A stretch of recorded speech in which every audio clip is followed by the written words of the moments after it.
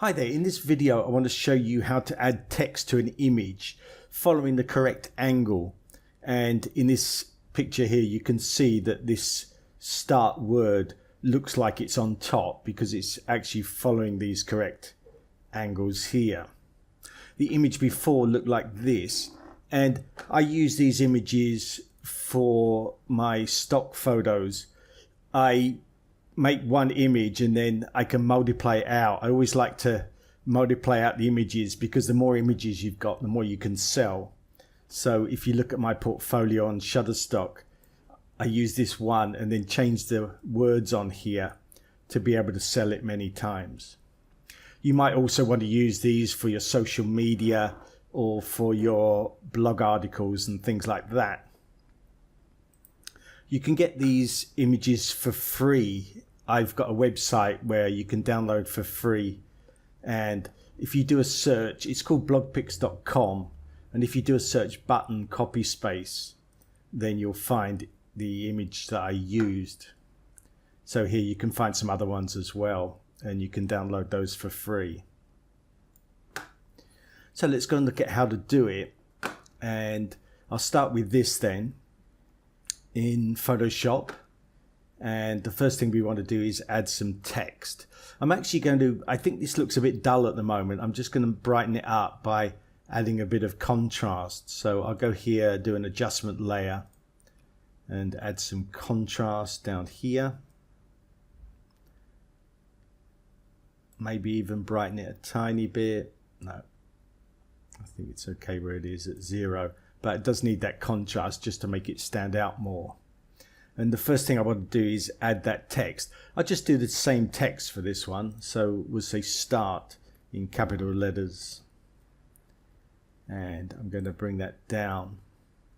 Now this is using the setting I had before. If you look at the character window here, you can find that by going to window and making sure this is checked, character. And I've made this actually the biggest it can be, 1296.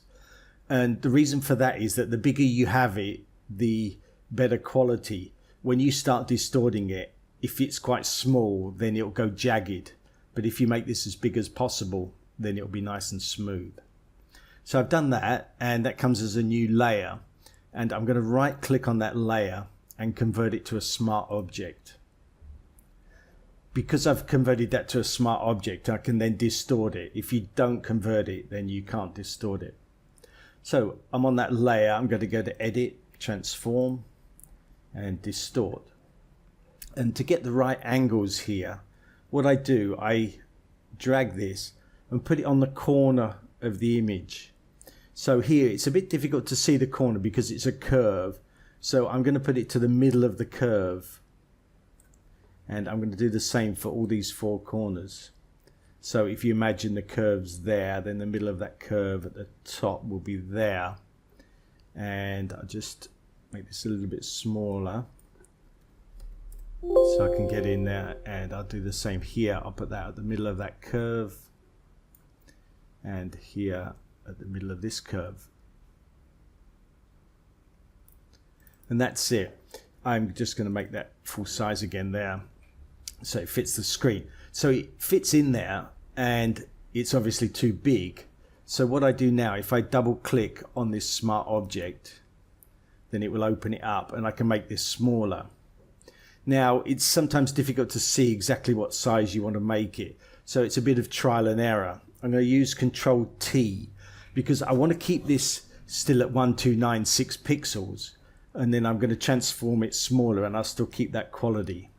I'm going to make it less tall, less wide, and then put it in the middle. And we've just got to see what we think looks right. So that's roughly in the middle there.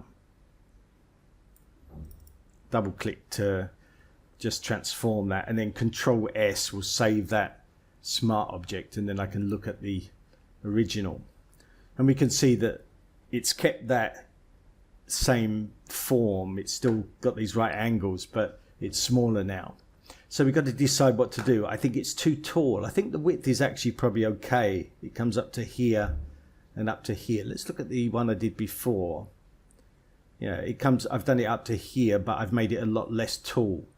So let's do that. Maybe a little bit less wide, but definitely less tall. So I'm going to Control T to transform again. Just make that a little bit less wide and make it quite a bit less tall.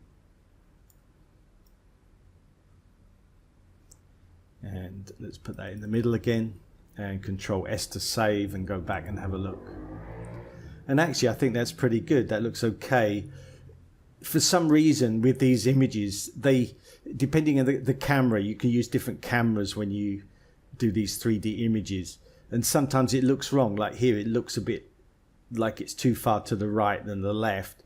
So I just adjust that over here. I'm just going to move it to the left slightly. Control S to save again. And it just looks more balanced. And you just have to do it so it looks right. And I think that looks right. Might even need to go up a little bit. It's actually in the correct place, but it looks a bit wrong. So we can just move it up slightly. Save that again, Control S, and have a look. And I think that looks right. So it's a start button. We could go in here and change the color if we want. You could do an adjustment layer here and change the hue or saturation. I tend to do that with them just again to multiply them out, to have them look different so they don't all look the same. But I think that green is probably the right color for a start button. I'll make it a bit more of a bright green. And that's it, finished. To make it look right, it's sometimes worth bringing down the opacity. So I can bring down the opacity here, maybe 90%.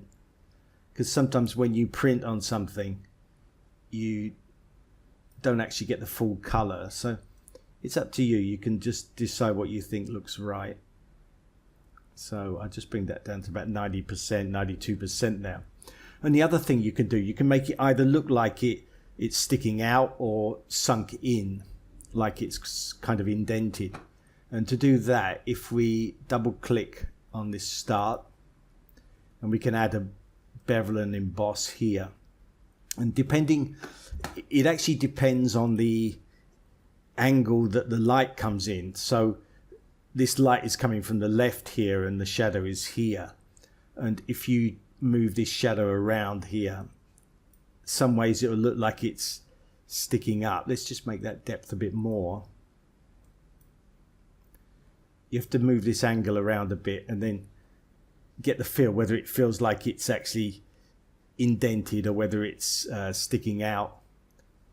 And you might not be able to see it on this video, but it just actually looks like it's indented a bit. If I do it a lot too much here, then you might be able to see it better.